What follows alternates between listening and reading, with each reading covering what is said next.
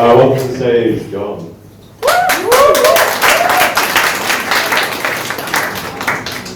Okay, can you confirm that you've never seen these images before? I have never seen these images before. I have never seen these images before.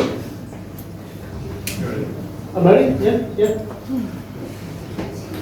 Hi, I'm John. I am a behavioural anthropologist, and I look into extraterrestrial creatures that survive in pairs and are androgynous.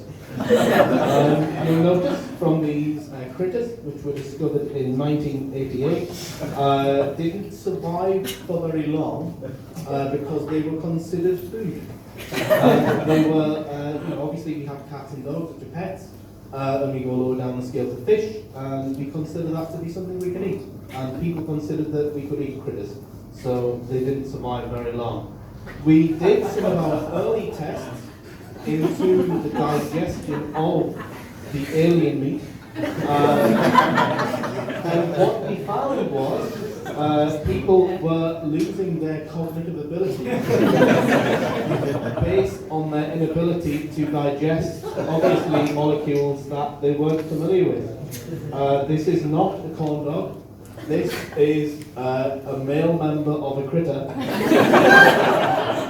that has been used as a very rare, expensive food item. I think one of those cost about £5,000. We did decide to bring our views and research a little bit low to the ground.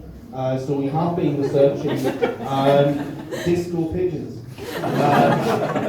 There are a particular kind of pigeon who is not afraid to show off.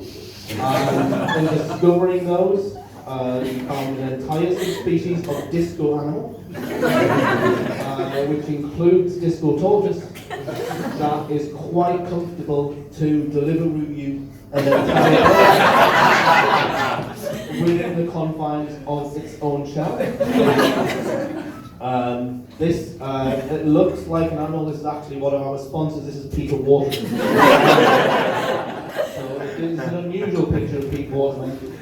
He was just a little bit surprised when he took a photo at one of our fundraising events. So don't mistake him for Richard Blackwood. Whatever you do, this was one of our sponsors, original sponsors. But obviously Richard Blackwood fell victim to the Me Too movement because he thought it was all about him. So he never talked about himself. He misunderstood the entire principle of the Me Too movement, thinking that it was about talking about yourself. And obviously he had to be shutterstocked the fuck out of the way. This is one of our standard responses that we send out to our funders when they don't realise our research is inappropriate to their personal goals. But going back to the research, this is what you get when you cook a pigeon for 20 hours. It turns green and becomes something a bit like broccoli, which can be sold and is actually cheaper than broccoli. So we are going to be putting that on the market, what with the rise in food prices. So you may find that's not part of the talk. So you may find broccoli in your supermarket that is actually made of disco pigeons. So we don't apologise for that. We are just trying to kind of reevaluate the market. Comic Sans is one of the favourite things. This is me doing an example recently of a disco rabbit. That is also one of our. I'm not going to use the word test subjects. I'm going to say research based on the absence of food. And we found that people actually really like rabbit when you call it chicken. Even vegetarians. And children that play Fortnite dressed as pirates and a matador hat. This is Gerald. He is in the forthcoming video game that we're using to cross-promote our product within Fortnite. Also, we are getting together with Alan and Sylvia, who are genetically joined at the hip, and form another pair of obviously more common species. We call them dinks. Dinks. that is double income, no kids, and look how happy they are. This is one of our aborted tests where we actually wanted to do something about the oceans and how terrible a state they were in. So we thought, oh, oceans are in terrible state. Who can we use who knows the ocean? SpongeBob SquarePants. And audiences responded unfavourably to that. But what I would ask you to do is, in the foyer as you're leaving, please enjoy one of our pigeon temples. 100% pigeon, possibly a little bit of critter in there as well. And if you really want, we can have one of those delivered to you by a disco turtle or a crab with a very big hand.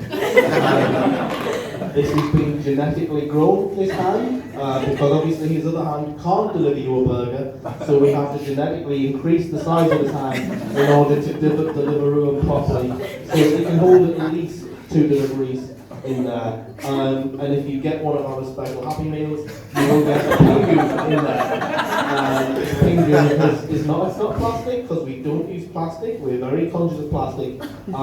This is made of pigeon droppings. So they're really constituted together and squashed to the point where they might as well be, yeah. This is our final sponsor. He's put a lot of money into our company. We really support him. And we think you should too. But we can't talk about politics.